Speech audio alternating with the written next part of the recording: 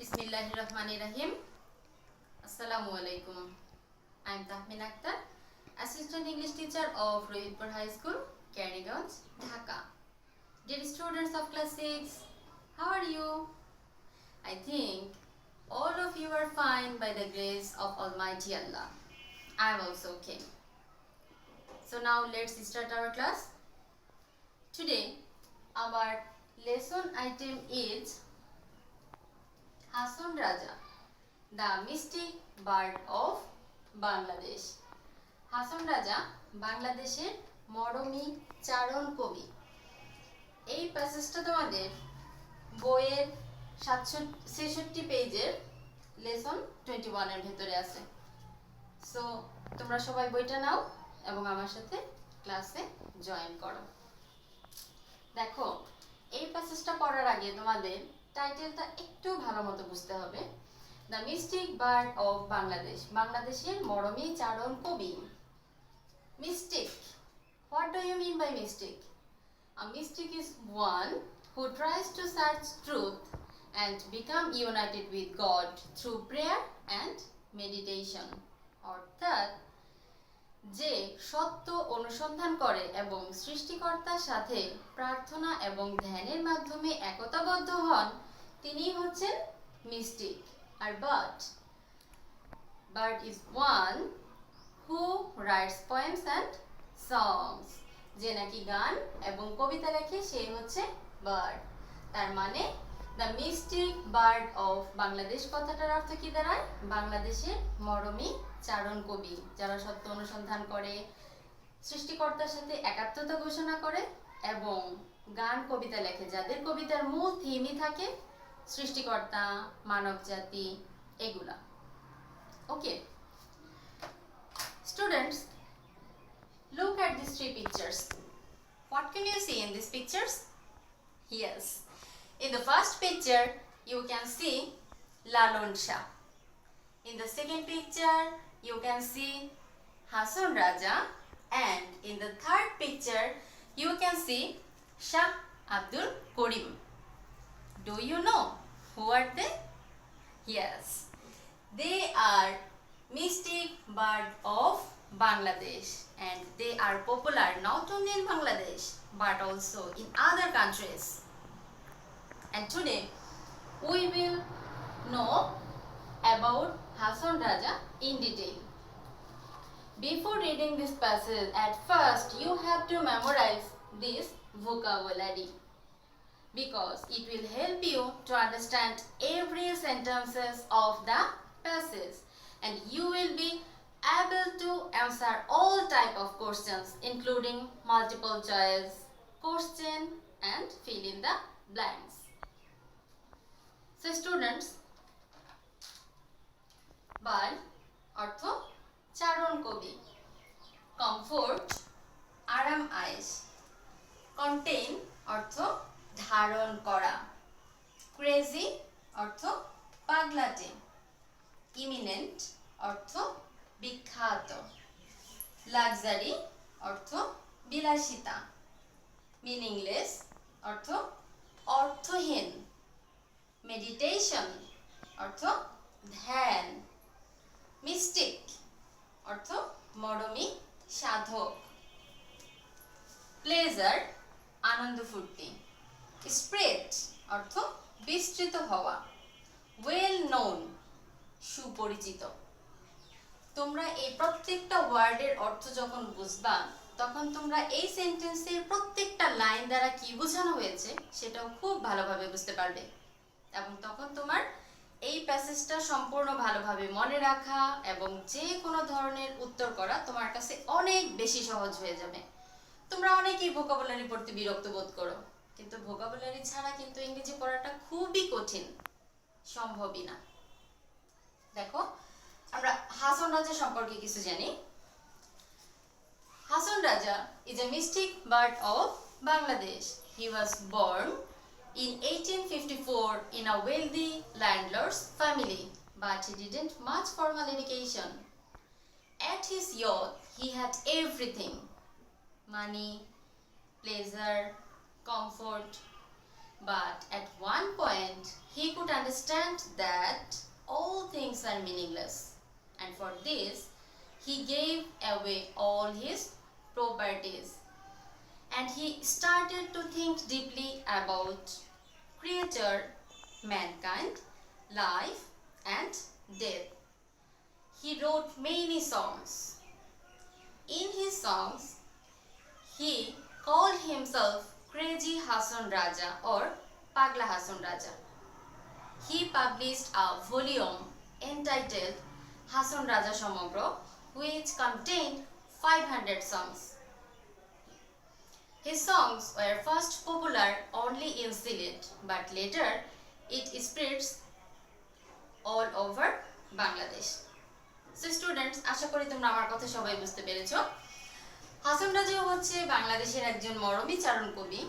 সে কিন্তু তার যৌবনকালটা সকল ধরনের আরাম আয়েশ আনন্দ ফুর্তিতেই কাটিয়েছে, কিন্তু একটা সময় এসে সে বুঝতে পেরেছিল যে আমাদের এই পৃথিবীর সুখ স্বাচ্ছন্দ্য আনন্দ ফুর্তি সবকিছুই কিন্তু অর্থহীন, এবং এটা যখন সে বুঝতে পেরেছিল তখন সে এই সবগুলা তার এই সম্পদগুলো সে ত্যাগ করেছে এবং গভীরভাবে সৃষ্টিকর্তা, মানব জাতি, মানুষের জন্ম মৃত্যু এগুলো নিয়ে সে গভীরভাবে ভাবতে শুরু করে এবং সৃষ্টিকর্তার সাথে একাত্মতা ঘোষণা করার চেষ্টা করে।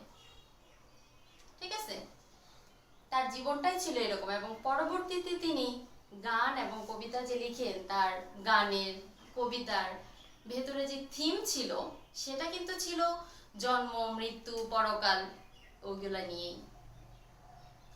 এখন শুধু হাসন রাজা কেন, আমাদের জীবনটাও কি এর চাইতে ভিন্ন? একটু চিন্তা করো। আমরা পৃথিবীতে সবাই টাকার পেছনে ছুটি, কেউ সুনামের পেছনে ছুটি, সুখ স্বাচ্ছন্দ্যের জন্য আমরা অনেক পরিশ্রম করি, কিন্তু আসলে এগুলা কি অনেক বেশি দিন আমাদের জীবনে থাকে? থাকে না।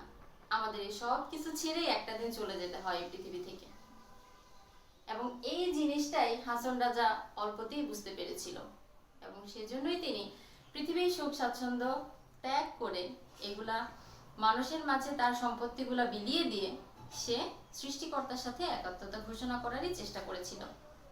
ওকে, দেখো এখানে তোমাদের এই প্যাসেজের মধ্য থেকে কিছু কোশ্চেনের আনসার করতে হয়, যেটা তোমাদের কোশ্চেন পেপারের 2 নম্বরে আসে।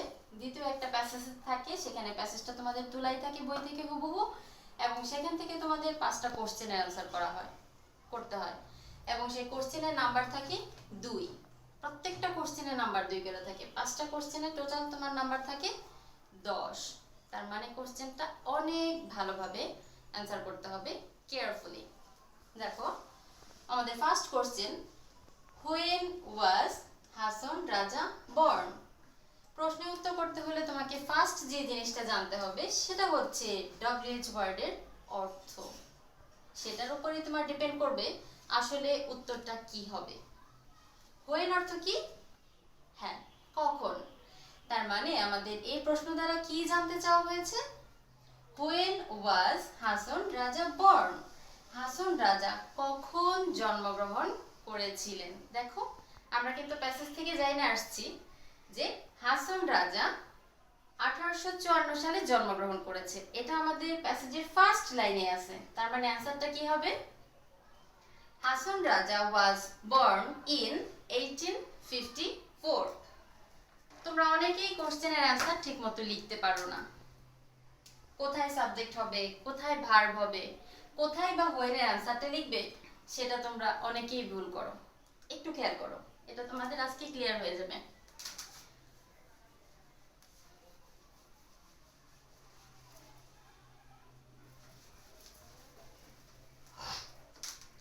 দেখো আমাদের প্রশ্নের উত্তর বলা হয় কোন সেন্টেন্সে?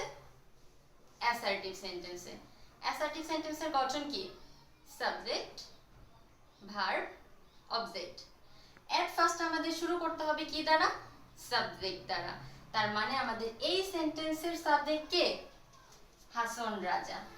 তারপরে ভার্ব ওয়াজ, এবং এখান থেকে বর্ন। তাহলে আমরা ফার্স্টে কি লিখব? হাসন রাজা।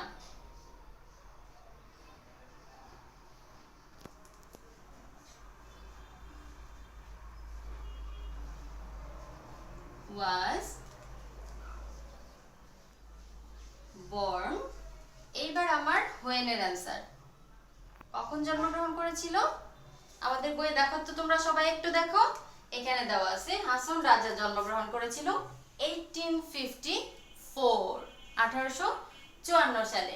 আমরা জানি সালের আগে প্রিপোজিশন ইন ব্যবহার হয়, তাহলে ইন 1854। দেখো কত ছোট এবং সহজ প্রশ্নের উত্তরটা।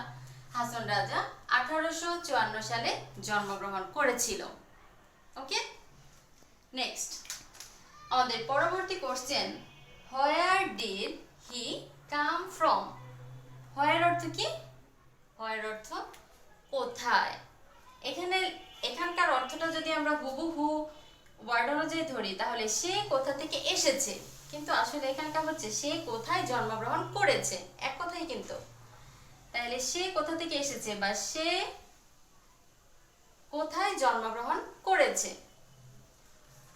আমরা প্যাসেজে পাইছি প্রথম লাইনেই কিন্তু দেওয়া আছে Hason Raja was born in 1854 in a wealthy landlord's family in Sylhet. কোথায় জন্মগ্রহণ করেছিল? সিলেটে। তাহলে আমাদের অ্যান্সারটা কি হবে? সিলেট। এটাও ঠিক একইভাবে শুরু হবে কি দ্বারা?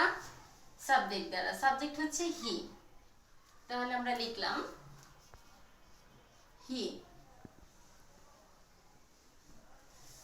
একটা জিনিস খেয়াল করো, WH ওয়ার্ডের পর এখানে যদি ডিড থাকে, WH ওয়ার্ডের পরপরই যদি অক্সিলারি ভার্ব ডিড থাকে, তাহলে আমরা সাবজেক্টের পর যে প্রিন্সিপাল ভার্ব থাকে সেটার পাস্ট ফর্ম লিখব। এটা সবসময় মাথায় রাখবা। এখানে যদি কেউ হি কাম ফ্রম লেখো তাহলে তার উত্তরটা ভুল, সেটা হবে প্রেজেন্ট টেন্সে। কিন্তু আমাদের এই প্যাসেজটা আছে পাস্ট টেন্সে এবং আমাদের এখানে কোশ্চেনটাও করা আছে পাস্ট টেন্সে। তোমাকে উত্তরটাও করতে হবে পাস্ট টেন্সে। তাহলে এখানে আমরা কামের পাস্ট টেন্স কি? কেম। আমরা লিখব কেম। হি কেম ফ্রম, আমরা বই থেকে কি জানতে পারছিলাম? সিলেট। দেখো বইয়ের মধ্যে দেওয়া আছে সিলেট, তাহলে আমরা কি লিখব? সিলেট।